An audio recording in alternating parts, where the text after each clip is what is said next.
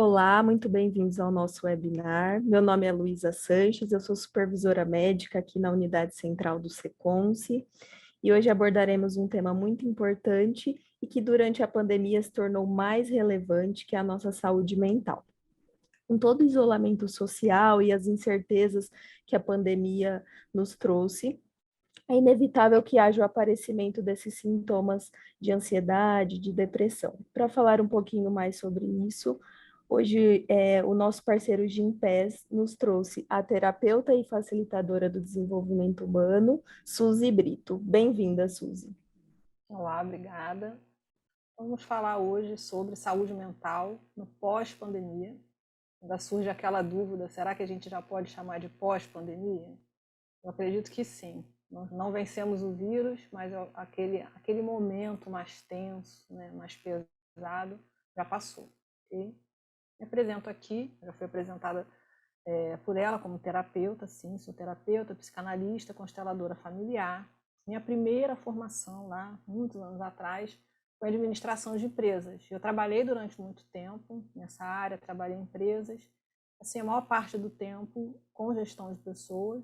Okay? Hoje eu trabalho na área de desenvolvimento humano. Trabalho com atendimento terapêutico, mentoria, palestras, artigos. Escrevi um livro dentro da área das terapias holísticas. Tem alguns cursos de desenvolvimento pessoal, tá? Aqui estão as técnicas que eu trabalho, além da psicanálise, da psicoterapia. E no final vou deixar meu contato, o meu site, quem quiser saber mais, qualquer coisa pode me chamar, tá bom? E antes de tudo, para a gente começar a falar de saúde mental, é importante que a gente pare só um tempinho e preste atenção na nossa respiração. Tá? Vocês podem seguir aqui, inspira e expira. E por que eu trago isso? Não é só para a gente focar agora nesse assunto. Isso é importante que seja desenvolvido como uma prática diária, mas mais que diária, uma prática que a gente faça, não sei, a cada 1 hora, a cada 2 horas. É um hábito, sabe? E você parar e fazer 3 respirações, 3 já basta. Mas você tem que fazer a respiração como? De forma consciente e de forma completa. E nós tendemos, claro que a gente está respirando o tempo todo, mas a gente tende a não respirar de uma forma completa. Se a gente está falando, se a gente está um pouco mais tenso, mais ansioso, preocupado, já entra numa respiração que ela para aqui no peito, ela não é completa. E o que ela é completa? É quando você inspira e imagina e projeta que o ar vai lá no final do abdômen, depois no umbigo e solta. 3 respirações assim, você colocando a sua atenção na respiração e fazendo completa, ela vai instantaneamente tirar você de uma situação, de uma sensação de tensão, de ansiedade, de preocupação, porque não tem como a mente estar focada numa respiração e ao mesmo tempo estar preocupada. E quando a gente desenvolve isso como uma prática, como um hábito, a gente está, na verdade, fazendo o quê? Doutrinando a nossa mente. Por quê? Quando eu falo de ansiedade, de estresse, eu estou falando de algo que começa na mente. Ah, envolve o emocional, envolve o físico? Sim, mas começa na mente. Um processo de ansiedade, ele se inicia na mente. Devido a questões emocionais? Sim, com certeza. Mas é ali, é a mente que tem uma percepção, muitas vezes distorcida de uma realidade, e ela gera todo o sintoma e todo um processo de ansiedade. Então, aprender a ter consciência da respiração e respirar de forma completa é essencial. Ah, estou vendo que eu fiquei mais tenso. Para, respira. Aí bebe uma água, faz algo assim e pronto. E volta para a questão. Às vezes, só de você fazer isso, quando você volta para a questão, você já volta de um outro lugar interno e aquilo por si só já não fica tão pesado quanto antes, tá? Eu acho importante a gente já começar com essa experiência de respirar, né, de forma consciente e também com essa informação do quanto que é importante, ok? E vamos lá. Em 11 de março de 2020, a Organização Mundial da Saúde declarou pandemia de coronavírus. Acredito que todo mundo lembre desse momento, dessa fase, ok? E como que nós estamos hoje? Grande parte da população mundial vacinada, redução de casos graves e de óbito devido ao vírus. Então, a gente hoje tem casos de Covid, sim, mas no geral a gente já não tem aquele desespero, aquele medo, aquela insegurança de antes. Então, a gente já se sente mais tranquilo.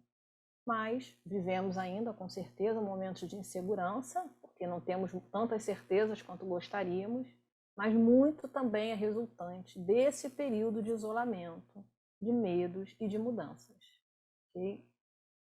A pandemia, ela nos gerou, não teve como a gente evitar determinadas mudanças, que foi principalmente o isolamento, gerando um distanciamento social, o medo de ter a doença, o medo de alguém que a gente conhece ter a doença, as sequelas da doença, não só o medo da sequela, né? Como muitas pessoas ficaram realmente com questões físicas, sem falar das emocionais, depois de terem o Covid. Tá? O luto foi, muitas pessoas perderam entes queridos, e mesmo quando não foi por conta do Covid, parece que nessa fase da pandemia ficou até mais pesado, como se a gente já tivesse tendo que viver uma fase mais densa, e o luto nesse momento se tornou uma coisa muito pesada. Muitas pessoas tiveram contato realmente com essa experiência. Né? Então, a mudança de rotina de trabalho, isso daí foi, acredito que grande parte das pessoas, que gerou também uma mudança na rotina da casa. Muitas pessoas tiveram que trabalhar no home office. Às vezes ficaram sem o trabalho, então tudo isso gerou mudança na rotina. Dificuldades financeiras, muitos passaram por isso, né? Demissões, mudança de emprego, pessoas que pararam até para reavaliar a vida e mudaram de área. Isso acho que aconteceu também com algumas pessoas. Alguns porque puderam e outros porque precisaram. Né? Às vezes, sem ter o trabalho, sem ter aquela condição, acabaram se reinventando. Mas foram mudanças que vieram, elas se colocaram na nossa vida, diferente da gente falar, quero fazer uma mudança. Então, isso por si só já é muito para elaborar, mas foram mudanças que a pandemia nos trouxe. Okay? E aí isso gerou o quê? Um estado coletivo de medo. Eu acredito que agora a gente já não está nesse estado de forma tão pesada. Hoje a gente tem mais o que isso gerou em nós, né? Que foi toda a ansiedade, muitas pessoas passaram a ter crise de pânico e depressão, dependendo do que passou, até mesmo pela questão do luto. Não que o luto leve a uma depressão, não é isso, mas dependendo de como aconteceu, dependendo se a pessoa não consegue elaborar, ela pode sim vir a desenvolver uma depressão. E aí pessoas que antes estavam bem, tranquilas, vivendo a vida, passaram a experimentar ansiedade, com certeza. Ansiedade é uma coisa que a gente vê hoje que se instaurou mesmo. Você vê crianças passando por processo de ansiedade, pessoas no lado profissional passando por síndrome de burnout, que é um processo de ansiedade e depressão, mas que ele tem como causa a profissão, causa o trabalho, digamos assim, não é nem a profissão, causa o trabalho. Por que eu acho importante utilizar isso? Porque eu vi assim, o termo, ele se tornou uma coisa mais conhecida de todo mundo. Eu, além dessa palestra, eu também faço palestra de ansiedade e de burnout, né? Então eu percebo assim, que as pessoas às vezes estão no estresse maior no trabalho e falam, acho que eu estou passando por um burnout. Mas o burnout ele é um pouco mais sério do que algo assim leve.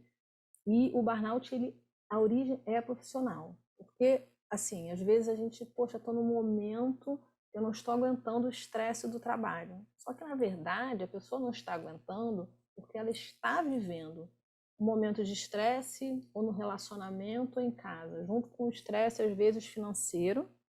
E aí, o trabalho é como se fosse assim, estou sem força até para trabalhar. Aí, nesse caso, a pessoa não está com burnout.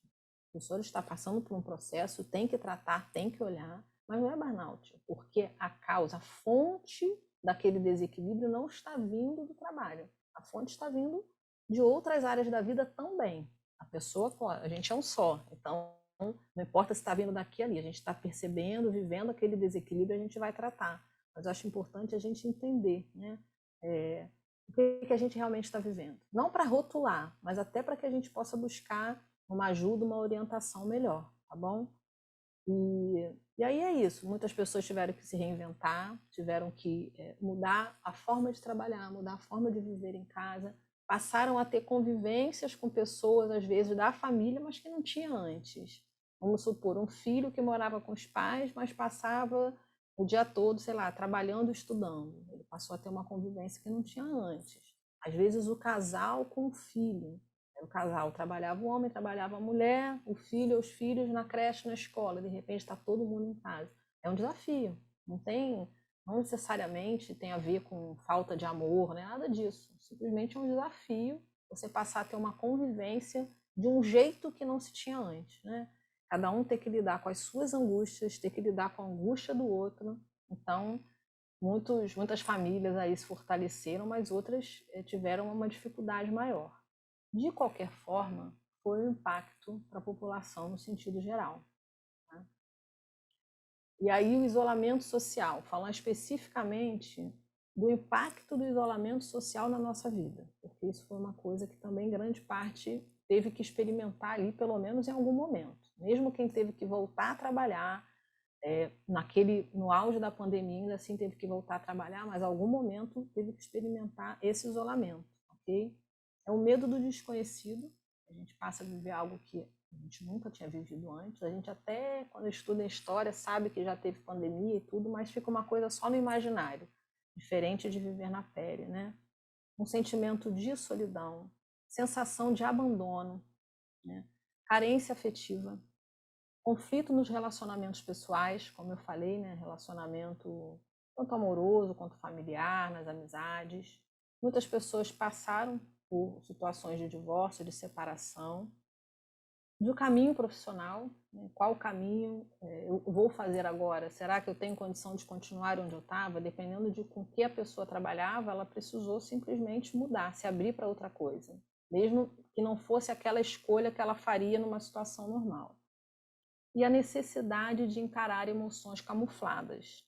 Porque se eu tenho questões comigo a resolver, traumas lá do passado que eu ainda não elaborei, mas aí eu parto para rua, sair, eventos e tal, sem parar, não que isso seja errado, mas quando você faz isso para fugir de algo que você tem que resolver, é complicado, porque você está só mascarando, botando debaixo do tapete. Então, o isolamento social trouxe isso, assim, não é nenhuma necessidade, não tinha como a pessoa não olhar para debaixo do tapete, né? Afinal de contas, você estava ali o tempo todo. Então, a gente teve que encarar algumas coisas em nós que estavam ali há muito tempo e a gente muitas vezes não se dava nem conta. Isso daí, o isolamento social realmente trouxe para cada um. Algum item aí da lista a gente enfrentou.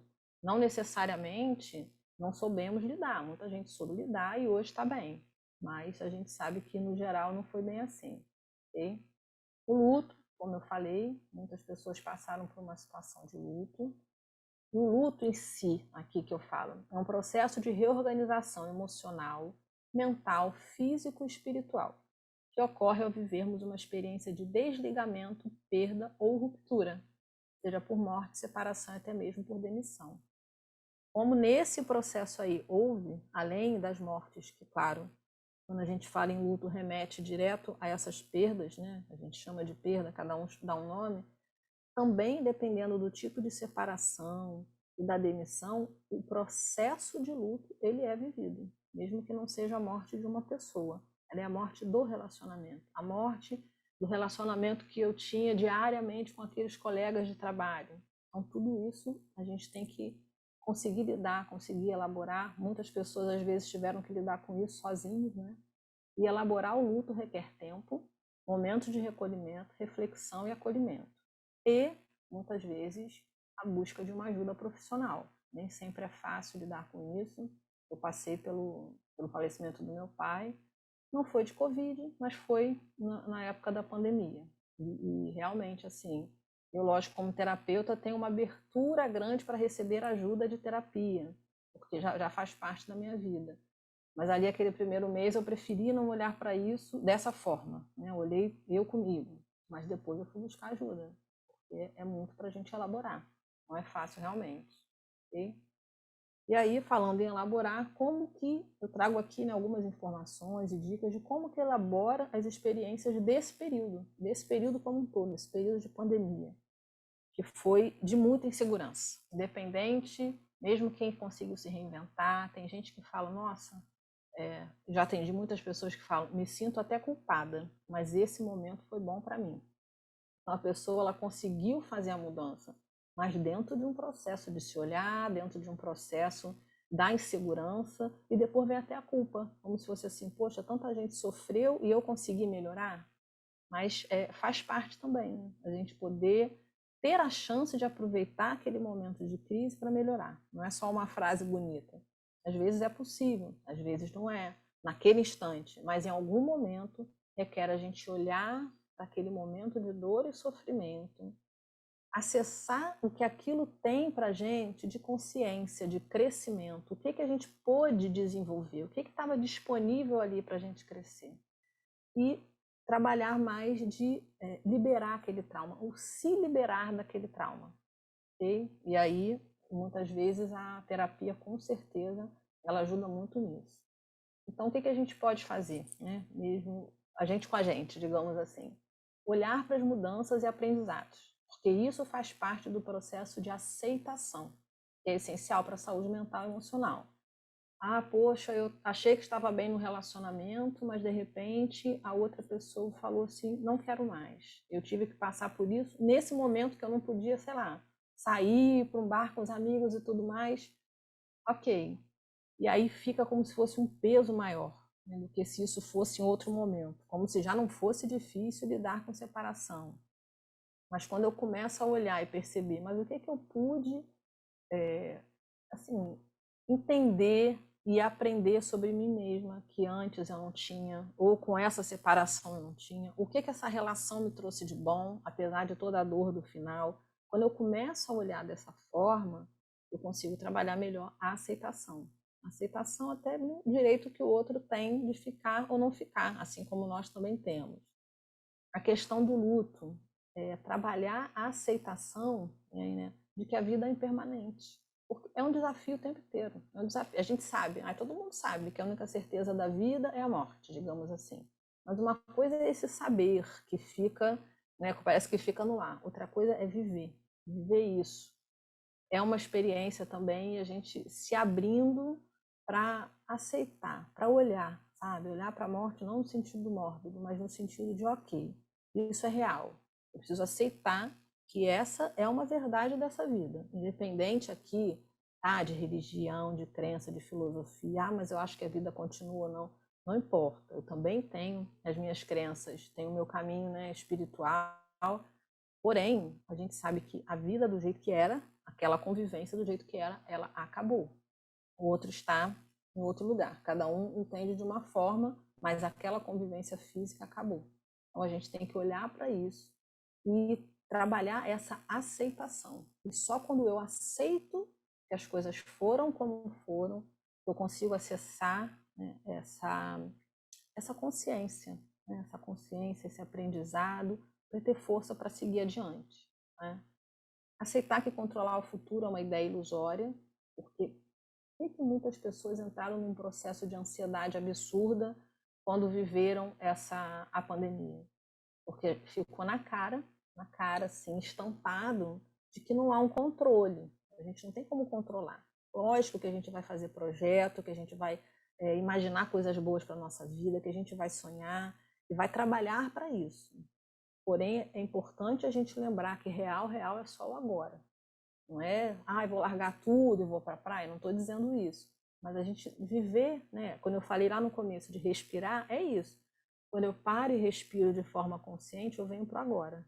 Minha mente sai lá do passado, né? Daquelas lembranças, sai do futuro de tentar projetar e vem para agora.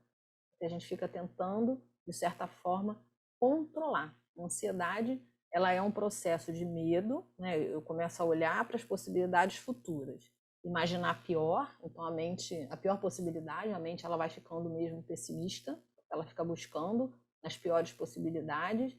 Há uma identificação sempre com a pior possibilidade, mas no intuito de que, se o pior acontecer, como eu posso controlar? Lá no inconsciente a gente faz isso. Então, quando eu começo a aceitar de que esse controle é uma ilusão, eu já vou deixando um pouco mais leve a vida.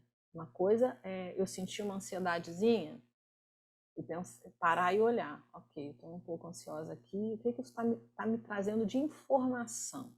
Às vezes é algo que eu deveria ter feito e não fiz, e eu estou achando que é ansiedade, mas é um aviso do meu consciente do meu corpo para mim. Mas quando eu começo a ter uma ansiedade em relação a tudo que eu vou fazer, aí já requer buscar algum tipo de ajuda, de entendimento. É por isso que o autoconhecimento ele é tão importante. E cabe aqui também a gente entender, somos seres adaptáveis e que nem todas as mudanças em nossa vida são escolhidas por nós. Não são. Tem hora que é difícil, tem hora que é muito difícil, a gente tem vontade, sei lá, de ser criança de novo, de voltar para o útero da mamãe, mas não dá. Então a gente também trabalha, ok, mas isso acontece também com outras pessoas e eu sou um ser adaptável e apesar de não ser o que eu escolheria em sã consciência agora, se é isso que eu tenho, então como que eu vou lidar com isso?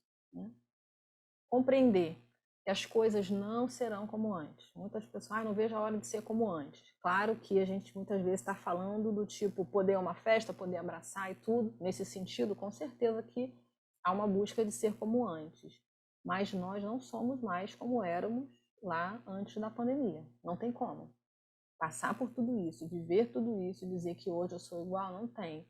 Então aceitar que mudou, algumas coisas mudaram, algumas coisas para melhor, outras nem tanto, mas a gente vai se trabalhando.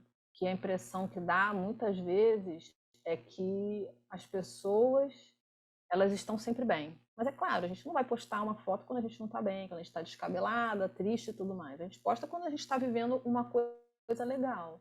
Mas isso não é a verdade de ninguém 100%. Né? Aquela coisa de, oba, acordei, que legal, 5 da manhã, tô no pique, não sei.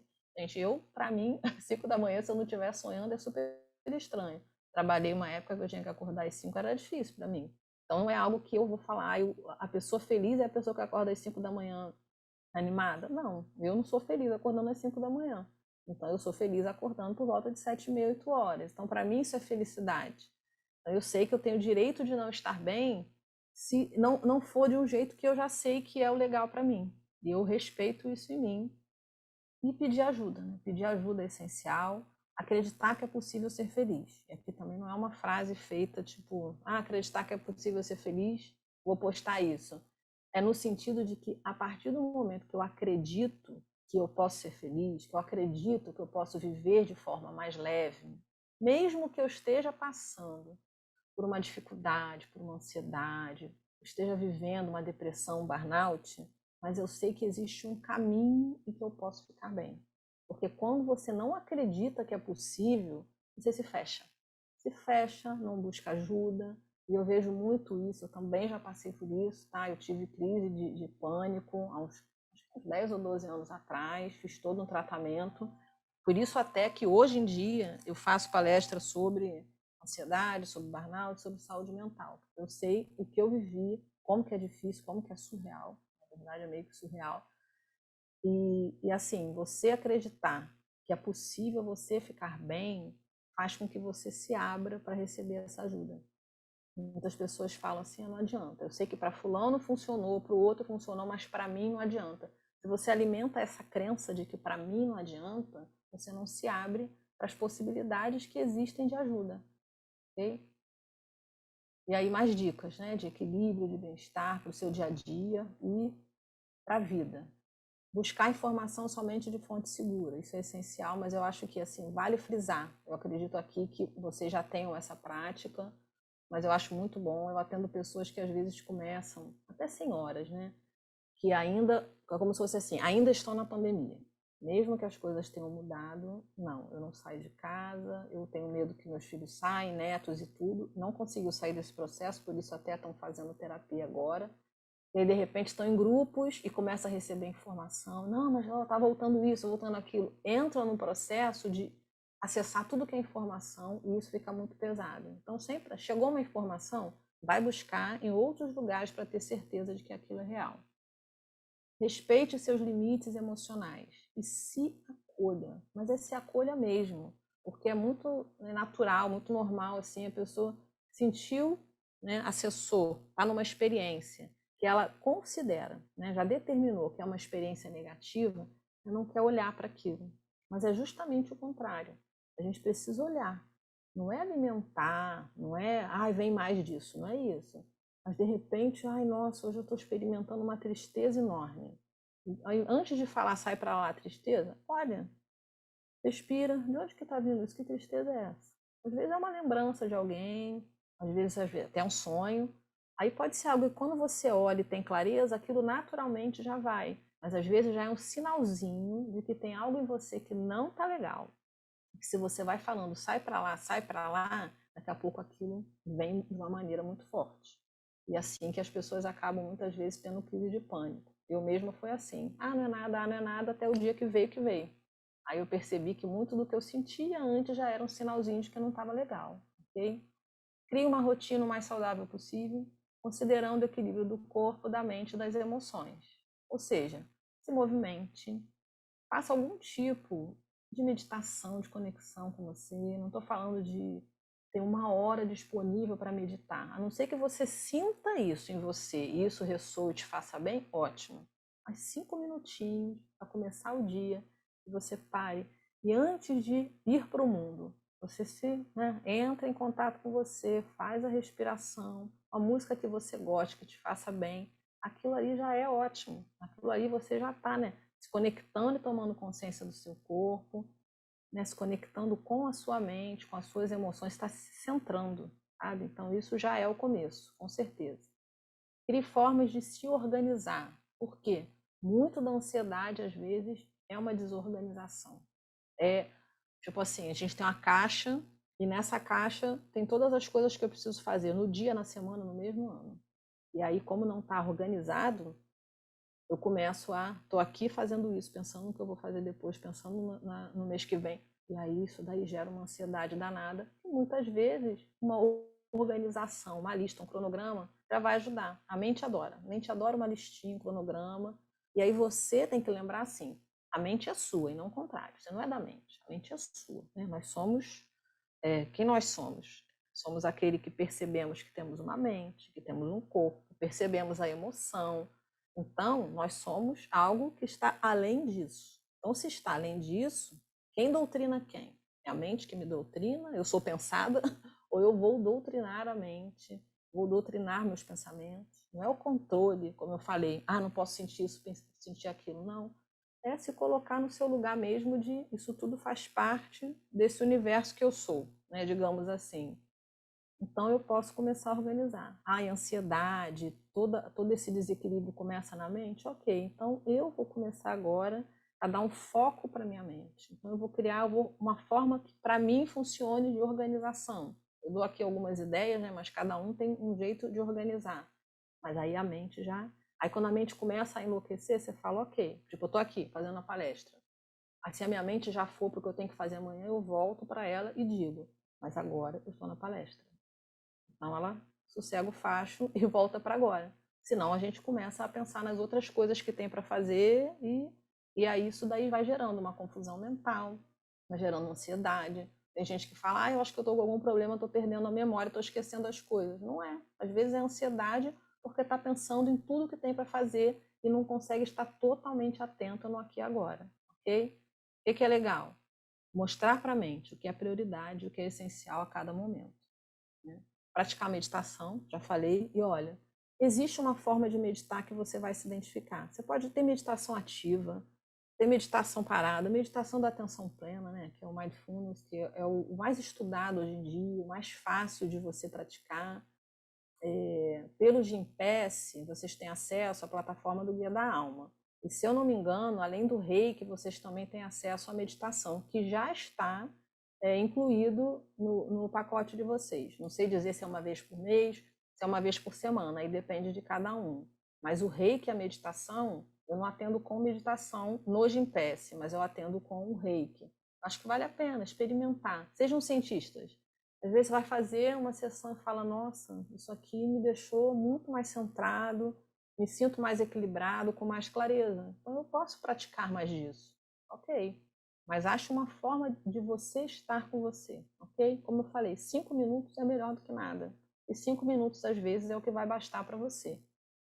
Procure sempre movimentar o corpo, porque nós somos um só, então é corpo, mente, emoções e o espiritual. O espiritual aqui que eu estou falando, não no sentido religioso, mas no sentido desse algo mais. Pode ser, vou caminhar na praia, pode ser sim um templo que a pessoa vá, não importa, um livro, mas aquilo que você sempre sente que te conecta com tudo, ok?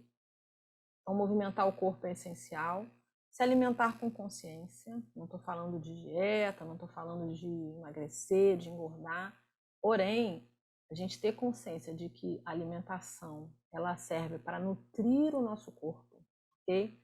E que muitas vezes a pessoa passa por processos de ansiedade, de desequilíbrios que a gente entende que é uma questão, isso é mental, emocional, até mesmo a depressão, e que se resolve sim com uma boa alimentação. Não estou dizendo que tudo se resolve, mas isso é essencial. A gente fala muito de estresse. Quando se fala de estresse, a gente pensa no quê? Naquele estresse emocional, né? Nossa, é muito trabalho, é muita coisa para fazer. Mas existem 3 tipos básicos de estresse. É esse estresse que a gente tem emocional, o estresse nutricional, que você pode simplesmente estar se nutrindo de uma forma que você está gerando problemas para o seu corpo e não nutrindo para que ele te dê energia para você fazer o que tem que fazer, né? E existe o estresse do sono. E aí, dormir 8 horas de sono reparador é essencial. Eu sei que nem todo mundo tem essa possibilidade de dormir 8 horas, mas você busque, de alguma forma, dormir um pouquinho mais 15 minutos. Será que você poderia diminuir algo para poder aumentar um pouquinho o seu sono? Porque com o que tem hoje de estudo na parte de neurociência, já se sabe que é importante as 8 horas.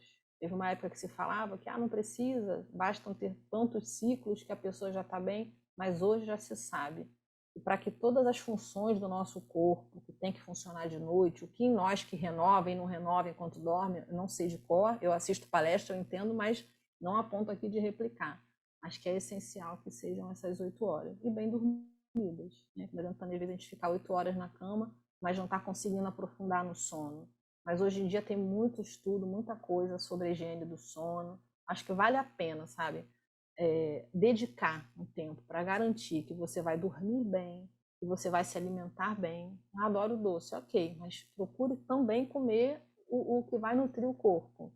O que você come antes de dormir, o que você come de manhã, tudo isso vai influenciar na sua vida, ok? E vai influenciar, sem dúvida, na sua saúde em todos os sentidos, com certeza também na saúde mental. E aí eu trouxe algumas dicas, como eu falei que eu sempre trabalho, né? Eu faço muita palestra de ansiedade, e eu sei que essa hoje tem sido a maior causa das pessoas buscarem ajuda, buscarem terapia, buscarem psiquiatra, qualquer tipo até em outros médicos a pessoa às vezes vai achando que é outra questão e chega lá e descobre que está passando por ansiedade. Achei legal trazer algumas dicas para você sair da ansiedade, mas aqui é o seguinte, a pessoa já está experimentando a ansiedade, né? Às vezes vai fazer a reunião, às vezes vai fazer algo que deixa ansioso, ou às vezes aquela sensação de que do nada eu estou tendo uma crise de ansiedade. Por que eu falo sensação? Porque não é do nada, nunca é do nada. Aquilo começou na mente. Porém, como começa na mente inconsciente, acionando gatilhos em nós, a gente às vezes não consegue perceber o que foi o gatilho, a gente só percebe a crise em si. E a crise de ansiedade é o nosso corpo assim, sendo acionado pela mente a entrar no modo sobrevivência, que é o modo de luta e fuga. E por que a mente percebeu que tem algo ali que ela precisa acionar luta e fuga? Aí são N causas. E muitas das vezes, quando a gente não consegue perceber, a mente está percebendo algo que não é real e está funcionando a partir do quê? De traumas que ela tem, né? De gatilhos que foram instalados.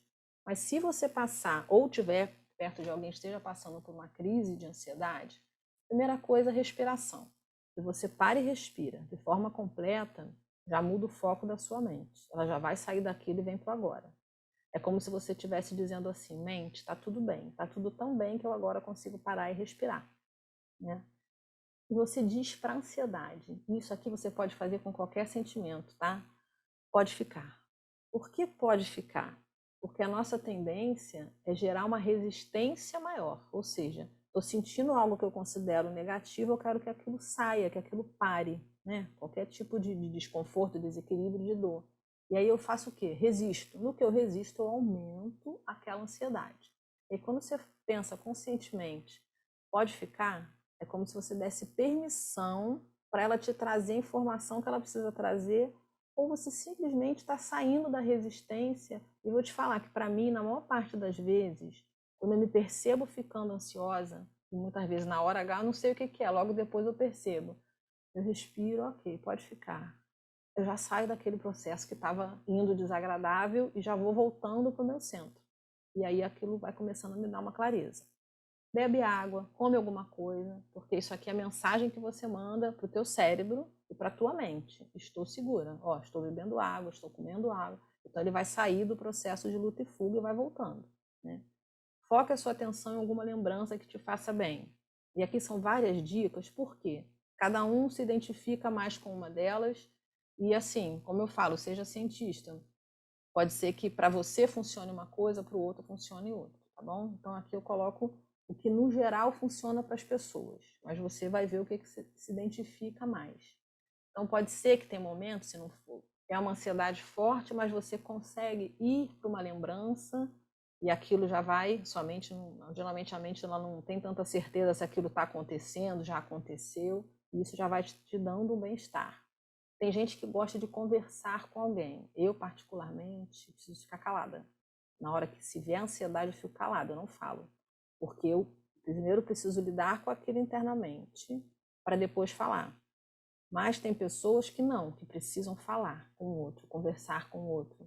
Percebe, né? Se acontecer com você, como que é você? Calado ou conversando com alguém? Mas sempre assim, depois de respirar, dizer pode ficar, aí você pode falar com alguém. Se for possível, pés descalços no chão. Isso daí é fisiológico. Você manda uma mensagem para o seu corpo de que você está seguro. Tem uma lista de perguntas que direcionem o foco da mente. Porque quando você faz uma pergunta, sua mente vai buscar uma resposta. Então aqui não é importante a resposta que ela vai buscar. O importante é qual foco você está dando. Imagina se eu pergunto assim: como posso ficar menos ansiosa? Qual o foco que eu dei para minha mente? Ansiosa. Não interessa se eu falei menos, se eu falei mais. Eu botei ela buscando algo em torno da ansiedade. Então, meu foco não está sendo legal. Se eu quero sair daquilo. Então, o que para mim é o contrário da ansiedade? É tranquila? É segura? Vamos supor que é um momento de insegurança e está me dando ansiedade. Como posso perceber que estou segura? Primeiro, eu estou partindo ali da premissa de que eu já estou segura e só não estou percebendo. Então, isso são truques que a gente faz com a mente, né? E estou colocando o foco da minha mente no estar segura. Eu não estou falando sobre o que eu não quero, eu estou falando sobre o que eu quero. Isso aqui também estou trazendo como dica para a ansiedade, mas isso é dica para a vida. A gente pode fazer em relação a qualquer coisa. Eu sempre acordo, tenho meu ritualzinho de manhã rápido, porque eu não gosto assim de 1 hora fazendo algo. Eu acho bonito quem faz, mas não é meu perfil. Então eu tenho as coisas que eu faço de manhã, sempre eu faço perguntas. Perguntas para já colocar minha mente no foco, para ela já começar o dia buscando o que eu quero. O foco tem que ser na solução, foco no que eu quero e não no que eu não quero. Ok? E crie âncoras que te remetam à segurança e bem-estar. O que é âncora? O movimento que você faz com o corpo, você pode criar uma âncora. Uma maneira fácil, tem vídeos no YouTube até que ensinam, mas uma maneira fácil, esses 3 dedinhos juntos, muitas vezes quem trabalha com âncora, esse é de PNL, de programação neurolinguística, utiliza esse aqui como a primeira âncora.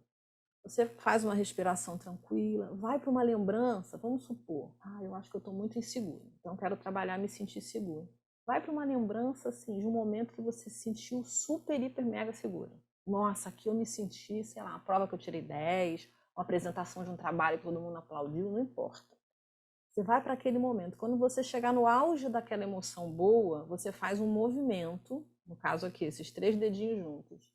Faz esse movimento e associa essa emoção a esse movimento da mão. Aí respira, volta, vai de novo, faz umas 3 vezes isso. Aí depois, ao longo do dia, de vez em quando, você só faz isso e respira. Você vai ver que você daqui a pouco já nem lembra mais. Eu não lembro mais o que foi que eu associei isso aqui. Mas eu sei que se eu fizer isso, eu já começo a entrar num estado de uma tranquilidade. E por que eu falo? Porque com a mão, minha mão, eu escrevo, faço as coisas com essa, então com a mão esquerda, De preferência um movimento que você possa fazer. Ah, estou numa apresentação, posso fazer isso. Imagina se eu fizer uma âncora assim. Olha lá. Imagina, você vai estar numa... Para poder ficar calmo, você precisa fazer isso. Então tem que ser algo bem discreto. Mas âncora funciona muito, muito, muito, é muito bom. Tem coisa que a gente tinha que aprender na escola, né? Fazer âncora, eu acho que teria que ser uma dessas. Tá bom? E aí, busque ajuda. Lembrando sempre, você não precisa dar conta de tudo e você não precisa dar conta sozinho. E muitas vezes a gente acha que tem que dar conta de tudo e pega até o que não é nosso e fala, ah, não, mas se eu não fizer, fulano não faz. Mas é seu. Às vezes, deixa o outro fazer, deixa o outro, então, arcar com as consequências de não fazer. A gente precisa aprender a ir mais para o nosso lugar. Não é não ter boa vontade, não é não ajudar, não é isso. Mas você precisa entender que não é para dar conta de tudo, ok? Muito menos sozinho. Se abrir para a ajuda de um profissional, porque isso não é sinal de fraqueza ou desequilíbrio, pelo contrário, é um sinal de que você tem força, autocuidado, de que você se prioriza. A atenção terapêutica é uma contribuição imensurável à promoção integral e preventiva da saúde mental e emocional. Não falo isso só porque sou terapeuta, falo isso porque a terapia, no geral, me ajudou muito. E assim como eu falei da meditação, que existem muitas formas, terapia também existem muitas formas. Existe terapia breve, uma terapia que você faz focada na questão. Muitas vezes eu atendo pessoas que estão passando por crise de ansiedade.